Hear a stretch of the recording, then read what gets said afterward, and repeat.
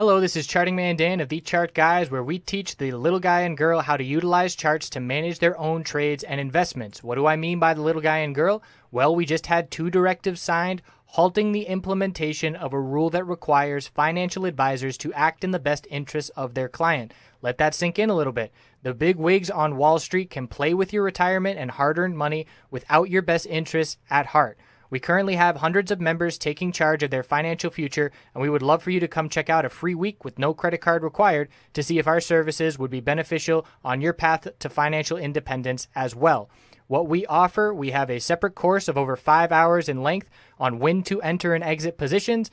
And in terms of what we do daily, we have nightly videos, key levels updated each morning before the bell, 2.5 hours of live daily webcam coverage in the morning and in the afternoon, and over 7 hours of educational videos.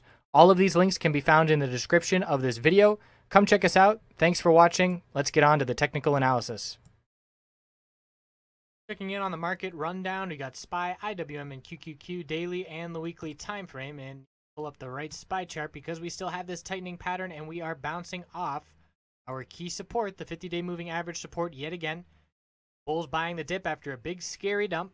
And the bulls are always not too far away to buy that dip and save from the dump, at this point at least. And we are holding that 50-day moving average for the second time. Look at this downtrend resistance. Our range is tightening, and we do not have much more trading opportunity to fit within this range. We're going to see a clear break above or below support or resistance, if not by the end of this week, certainly by early next week. So this downtrend resistance line is going to be just below make that 236 resistance. And we're ping-ponging back and forth between resistance and support. So if this pattern were to continue, we could expect a move for the bulls that did close up near the high. We could head back up into the mid-235s to see a test of this resistance level. We've also been rejecting from the middle Bollinger Band 3 days in a row, so that would be a resistance to keep an eye on as well. Weekly time frame, the bulls are trying to cling on to exponential support. If we close below 234.52, just about 50 cents to the downside, 60 cents, that would be the first time that we lose these exponential supports since the election. That would be significant. We would see the bearish MACD cross get further follow through, and we'd be on the verge of a bearish TCG cross of those exponential moving averages. So it's pretty important for the bulls to hold these weekly levels. Otherwise, we're going to be looking to confirm bearish candlesticks and see a pullback to 231.61 as the next support. And we really only had that level left, 233.34, 233.14, and 231.61. The supports on the daily time frame, looking at price levels and not the 50-day moving average. IWM was a lead bull today, and we saw the bulls take off, and that was almost a little bit of an indicator. Okay, let's see if the SPY bulls are going to follow, and they did a bit here at the end of the day. So we had a very strong close up at the high of the day, nowhere near the downside that we saw in the S&P 500. We hardly even broke the low of yesterday. So the bulls held really strong, and we have an increase in volume, and we're looking now at resistance of 137.43 after the close at the high of the day. So we are still in a tightening range where we have the lower high pattern very clear, and we are keeping higher lows here. So we're going to have to see a break. Really, for me, the definitive level is 138.17. Obviously, if we break 137.43, that continues to show bullish follow-through. But I want to see a break of 138.17 to see a clear break of this lower high pattern on the daily time frame.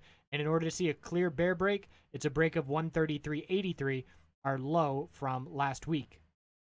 Weekly time frame for IWM keeps back and forth action here. Higher lows, lower highs. We see these tightening ranges on the weekly charts. We have inside bars time and time again. This is our third inside bar in a row showing that equilibrium of higher lows and lower highs as the range tightens up. So no clear break yet. And if we don't get one this week, which doesn't look entirely likely at this point, next week we will absolutely see a clear break of a multiple week inside bar tightening range pattern.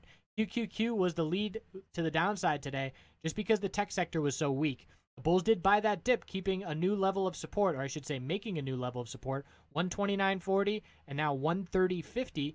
Seeing that higher low, it's a bullish hammer. We have to get follow through to the upside. I'm looking at 132.56 and then the all-time high of 133.48. So the bulls did lose the middle Bollinger Band support, but they bought the dip in a big way. Must see follow through tomorrow and some decent upside.